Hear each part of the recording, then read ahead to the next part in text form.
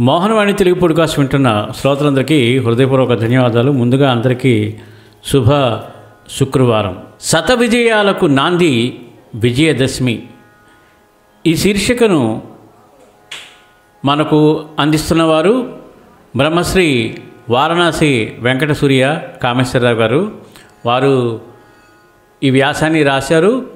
ఇది భక్తి ప్రభలో కూడా ఇది ప్రింట్ అవ్వడం జరిగింది. సో ఈ విషయాన్ని మన శ్రోతలందరికీ షేర్ చేద్దామన్న ఆతృతతో మీకు అందించబోతున్నాను.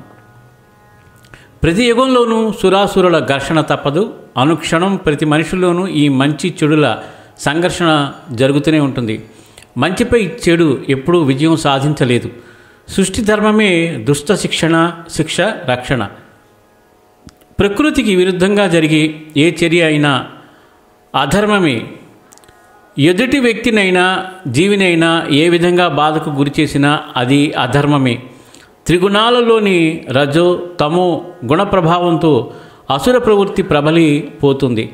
రాక్షస గుణం తయారవుతుంది. అసుర సంహారమే దైవ ధర్మం. అసుర శక్తుల ప్రభావం పెరిగితే అది సృష్టి వినాశానికి కారణమవుతుంది. అందుకే అనేక అవతారాలను కల్పన చేసి అసుర సంహారం చేసి తీరతాడు. అలా సృష్టించిన మహావతారమే శక్తి రూపిణి దుర్గాదేవి. త్రిమూర్తులు సకల దేవతలు వారి వారి సర్వశక్తులు ధారబోశారు.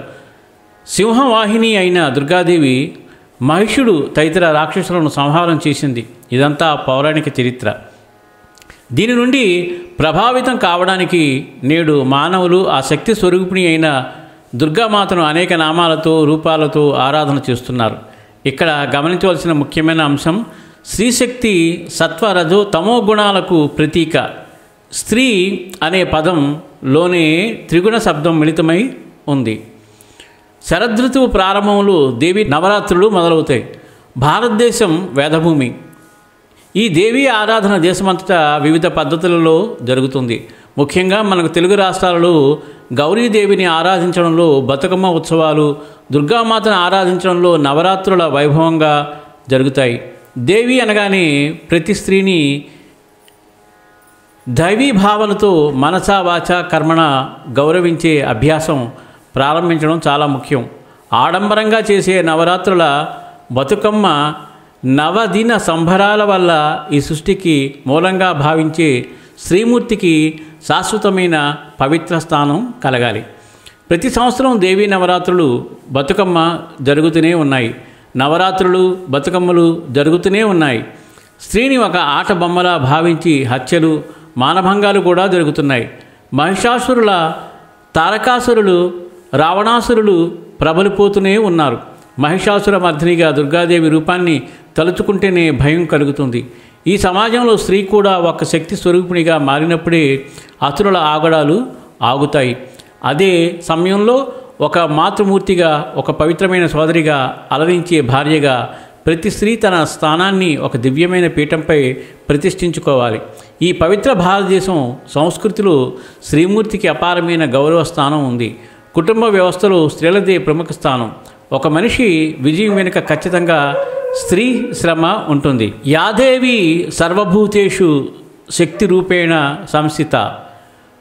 ప్రతి ప్రకృతి అంశంలోనూ దేవి శక్తి రూపంలో ఉంటుంది. ఈ సృష్టిలో బీజాలు అనేకం, కానీ సుక్షేత్రం లేకపోతే అవి మొలకెత్తవు. అలాగే దైవాంశ సంభూతులైన దేవతా సమానులైన మానవ జాతి సృజించబడాలంటే పవిత్రమైన క్షేత్రం ఆవశ్యం. ఆ క్షేత్రమే శ్రీమూర్తి. సహనానికి ప్రత్యేకత స్త్రీ. అదే సమయంలో అసుర ప్రవృత్తిని సంహరించే అసహనం కూడా అదే శ్రీమూర్తిలో ఉందనేది మరచిపోకూడదు. అందుకే మగువ అంటే మధుర భావనే కాదు, పవిత్రమైన ఆరాధన సంకల్పం కూడా అవసరం. భారతీయ పండుగలన్నీ ఒక అంతర్లీన ప్రయోజనాన్ని కలిగిస్తాయి. ప్రకృతిని కాపాడితే ధర్మాన్ని నిలబెట్టినట్లే. బతుకమ్మలను తంగెడు, బంతి, చామంతి, గునుగు పూలతో తమ మృదువైన చేతులతో మహిళలు అందంగా తీర్చిదిద్ది దానిపై ఒక వేదిక ఏర్పాటు చేసి పసుపుతో గౌరీదేవిని నిలబెట్టి ఆటపాటలతో అర్చిస్తారు. ఆ పుష్పాల రంగుల సువాసన ఒక మధురమైన పవిత్రమైన అనుభూతిని కల్పిస్తుంది. ఎంగిలి పూలతో ప్రారంభమైన బతుకమ్మ 5వ రోజున అలిగి 9వ రోజున సద్దులతో సంతృప్తి చెందుతుంది. ఆ సుందర బతుకమ్మ స్వరూపాలను నదులలోనూ చెరువుల్లోనూ నిమజ్జనం చేస్తారు. వరద నీళ్లతో నిండిన జలాశయాలు, నదులు పసుపు, గునుగు, పూలతో శుద్ధి చేయబడతాయి. ఇక ఈ నవరాత్రులలో 9 రోజులు సమర్పించే నైవేద్యాలు పవిత్రమై మనకు పుష్టిని, ఆరోగ్యాన్ని అందిస్తాయి. దసరా అంటే సరదాతో పాటు అనేక బాధ్యతలను సమాజంలో ప్రతి ఒక్కరికి కల్పిస్తుంది. చేతి వృత్తుల వారిని, జానపద కళాకారులను పోషించి ప్రోత్సహించడం విధి.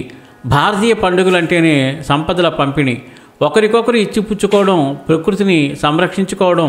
ఇక దసరా అంటే చెడుపై మంచి విజయం సాధించడం. ఆ అధర్మం అనే చీకటిని పారద్రోలి ధర్మం అనే వెలుగును నింపడం. విజయదశమి శత విజయాలకు నాంది. అందుకే ప్రతి ఒక్కరూ అహంకారం వదిలి మంచులోని ఆంతర్యాన్ని అవగాహన చేసుకుని సమాజంలో ఎవరికి ఇవ్వవలసిన ప్రాముఖ్యతను, పవిత్రతను వారికి ఇచ్చి మనిషిగా పరిపూర్ణమవ్వాలి. చాలా అద్భుతంగా రచించి మనకు అందించారు. శ్రీమూర్తి యొక్క గొప్పతనం, శ్రీమూర్తి యొక్క పవిత్రత, పండగలు ఎలా చేసుకోవాలి, వాటి యొక్క పవిత్రత అన్నీ చాలా కూలంకషంగా చర్చించి మనకు అందించిన మన రచయిత బ్రహ్మశ్రీ వారణాసి వెంకట సూర్య కామేశ్వరరావు గారికి మోహనవాణి మరియు మోహనవాణి శ్రోతల తరపున హృదయపూర్వక ధన్యవాదాలు తెలియజేసుకుంటూ, ఇంత అద్భుతమైన విషయాన్ని 10 మందికి షేర్ చేసి తప్పకుండా మన ఛానల్ని ఎంకరేజ్ చేస్తారని మనస్ఫూర్తిగా కోరుకుంటూ, సర్వేజన సుఖినో భవంతు, లోకా సమస్త సుఖినో భవంతు. ధన్యవాదాలు. స్వస్తి.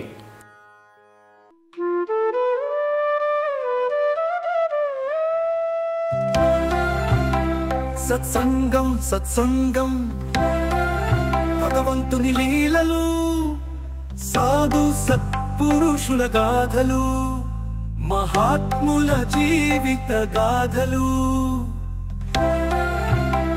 భగవంతుని తత్వం తెలుసుకునే ప్రయత్నమే సత్సంగం. ఈ సత్సంగం వినండి, వినిపించండి, వింటూనే ఉండండి. సత్సంగం, ఈ సత్సంగం.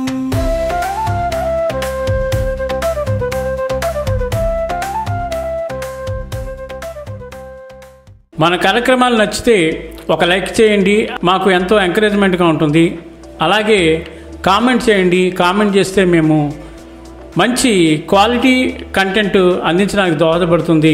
ఆడియోస్ని షేర్ చేయండి. ఆడియోని షేర్ చేస్తే మన ఛానల్ అభివృద్ధి చెందడానికి ఉపయోగపడుతుంది. ఇంతవరకు మన కార్యక్రమాన్ని చూస్తూ ఎంజాయ్ చేస్తున్నట్లయితే, ఒకవేళ సబ్స్క్రిప్షన్ కనుక చేయలేకపోతే ఇప్పుడే ఈ క్షణమే సబ్స్క్రైబ్ చేసుకుని ఆ పక్క నుండి బెల్ బటన్ మోగించండి. వినండి, వినిపించండి, వింటూనే ఉండండి. మోహనవాణి తెలుగు పోడ్కాస్ట్.